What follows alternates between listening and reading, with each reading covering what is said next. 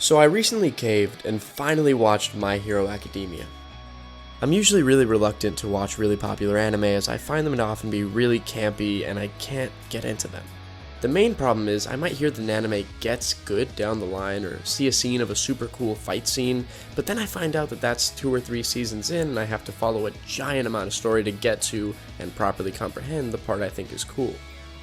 The biggest problem belongs to shonen anime for me. I've tried on 3 different occasions to get into Bleach, and every time I've failed before finishing the first season, due to how campy it is and how slow the growth and exposition are. I just want to understand what's up with the swords and understand all the internet Bankai jokes. Why do I have to sit through this nonsense about a stuffed animal and Ichigo in a high school where everyone for some reason has superpowers and nobody has realized that these hollows, which can do physical damage to the real world, exist? Seriously, I just can't do it. I've had the same problem with Naruto and One Piece. I like character growth and watching power-ups and world building, but there are definitely limits on how much I can sit through, especially when I know about iconic scenes or arcs that I find out are literally hundreds of episodes into a story. And when I try to just watch them on their own or try reading a wiki article on them so I can try and understand what the hell is happening, I still can't get properly immersed without knowing all the backstory. Plus, shonens have a ton of filler, like a literal ton, with 2 N's and an E. That was stupid as fuck. This goes back to Dragon Ball Z with its fight scenes that lasted across loads of episodes, the infamous 5 minutes until Namek explodes lasting 10 episodes because the show was waiting for the manga to catch up. I've heard that there's like a third of Naruto you can just skip and start watching Shippuden too, but again, I've seen almost no Naruto. Put comments on screen about influx of hate comments. Oh, I didn't have to read that part. So, when I started getting recommendations from My Hero Academia videos on YouTube and watching them, I was reluctant, but the story seemed cool. Since my favorite show is Heroes, I thought it looked like an anime version of the show, so I decided to give it a chance. When I found out only 2.5 seasons existed, I thought, wow, there must not be a lot of story since I was used to the whole shonen problem. And then...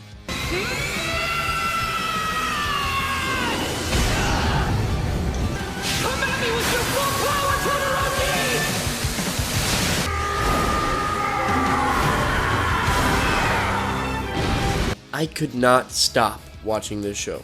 So what made this anime stand out so much? Simple. There was no wasted screen time. I mean it, there are almost no episodes you could skip in this series and still understand the show. I say almost because the first episode of Season 3 serves only as a recap episode, which can be good when you're doing a seasonal series and you kind of forget what happened since you've been waiting over a year for the new season to come out.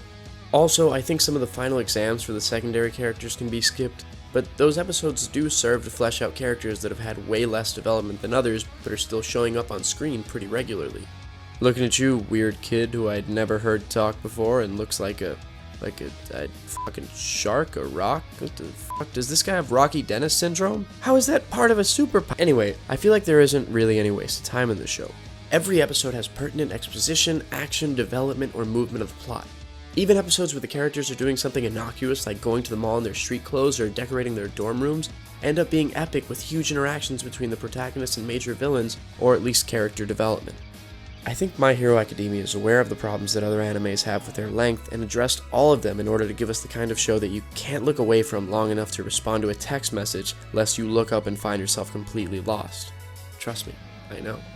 Unlike iconic shonen anime like Dragon Ball, One Piece, or Naruto, the arcs follow one right after the other with no filler episodes in between while waiting for the manga to catch up. The literal first scene of the show lays out the whole plot.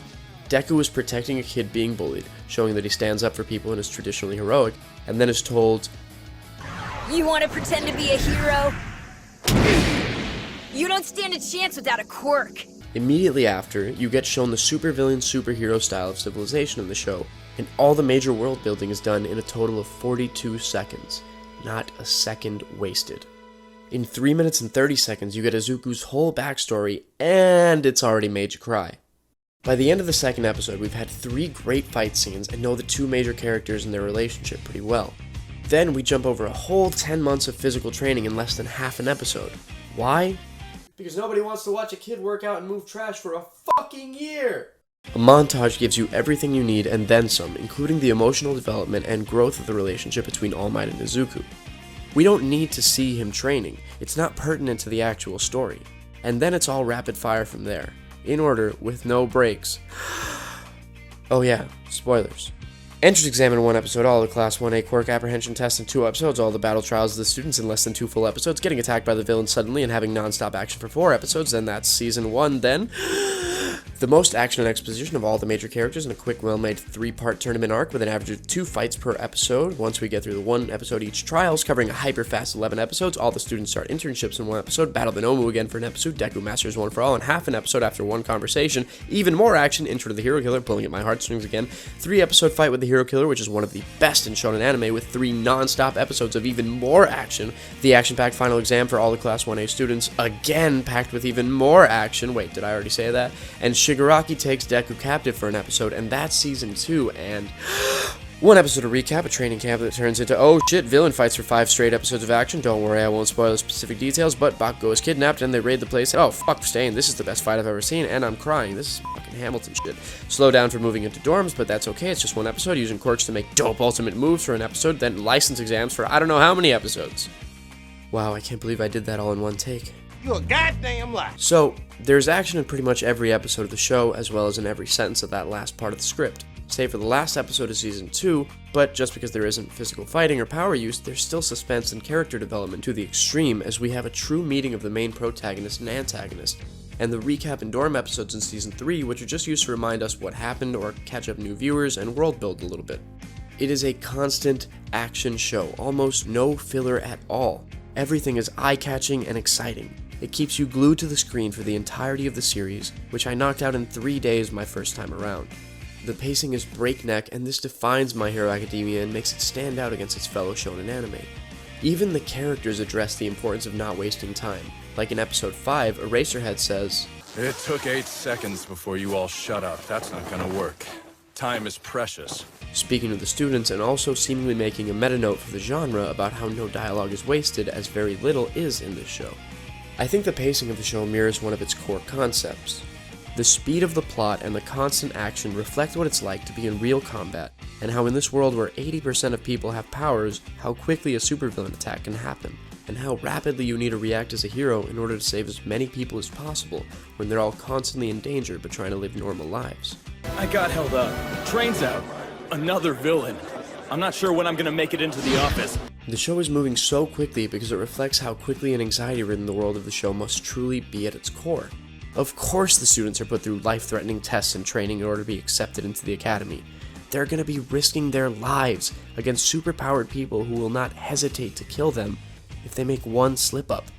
Everything is fast-paced. In the sports festival, the students have 15 minutes to adapt to the new tasks and form teams. The frantic way some of them come up with their plans is realistic to the world they're in, and there are time limits on the events in order to further the sense of urgency that needs to be ever present in those powerful few who can put up a fight against villains. Looking at the battle with Stain, the time limit his power has on poisoning its victims is crucial to the fight, since Midoriya's getting poisoned for the least amount of time and Tenya's extended helplessness both greatly influence the outcome. Stain has a frantic form of fighting the longer the fight goes on, as he's trying to win as quickly as possible before some other heroes appear, because that's how things work. As another example of the timing not only being crucial but also realistic in its portrayal of combat, in Season 3, Episode 5, Midoriya's injuries are going to incapacitate him once his endorphins run out. Due to these time constraints, there are consequences and stress which keeps you focused and engaged in the plot. The heroes could fail, because they don't have much time, and that's reflected in the pacing of the storytelling throughout all of the arcs.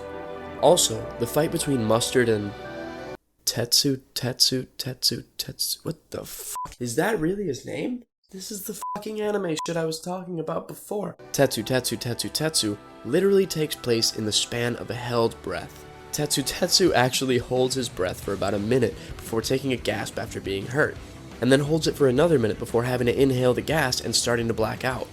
Even if he held his breath that whole time, it's really 2 minutes, and someone could definitely hold their breath for that long. Once he runs out of air, his steel power gets weaker and the gas user has the upper hand and could literally kill him, because he has a gun. It keeps us on the edge of our seat with bated breath. I'm so sorry. In combat, you don't want to draw things out. People get tired, people get seriously hurt, and people die. The idea is usually to get things done as quickly as possible and waste no time. People don't stand around and monologue when they're fighting for their lives or those of others. They fight and try to keep everyone safe by subduing their opponent as quickly as possible. When looking at the show's efficiency, we see a mirror of the world it's portraying, which combats the long-standing issue of other shonen anime wherein a planet exploding in 5 minutes can become 10 22-minute episodes pretty easily. It's not just the action which mirrors this style of storytelling. The emotional moments are rarely long or drawn-out speeches like one might find in Naruto or Dragon Ball, but rather utilize the compounded development of the world and the consequences therein to deliver quick, hard moments that really hit you in the gut. The consequences and realism of what this sort of society and going into hero work would be like are exemplified in Midoriya's arms being so injured that he can no longer use them at any meaningful capacity at a certain point. And in the emotional strain and turmoil his mother goes through as her son, who, to us, is the main character of a shonen anime, but to her is her long defenseless and quirkless little boy we saw her crying for just a few minutes into the show, now being put into mortal danger, which isn't just the plot, it's his life. And that motherly worry is captured in one line, when she can't take another heartbreak. Izuku, do you really have to go back to UA? This moment is quick, and it's real.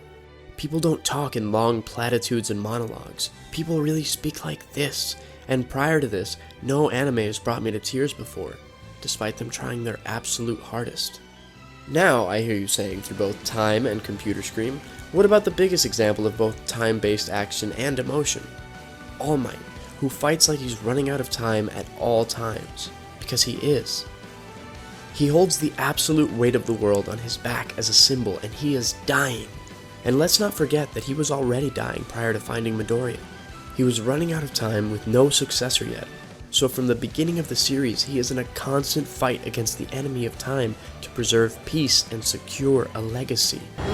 When All Might fights, he's on a time limit and has to get things done quickly before, as we see within the first episode, he risks not just losing the fight with the villain, but losing the fight against war and hatred, losing on behalf of peace.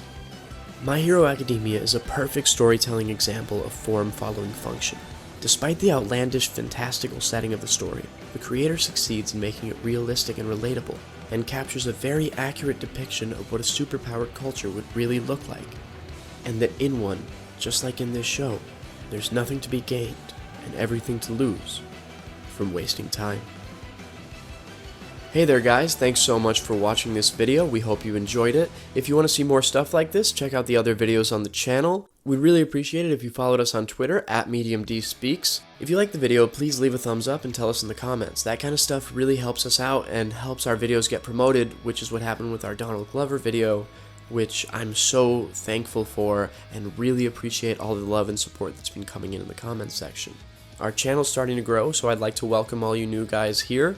And if you're new to the channel, subscribe and come back for more stuff like this at some point.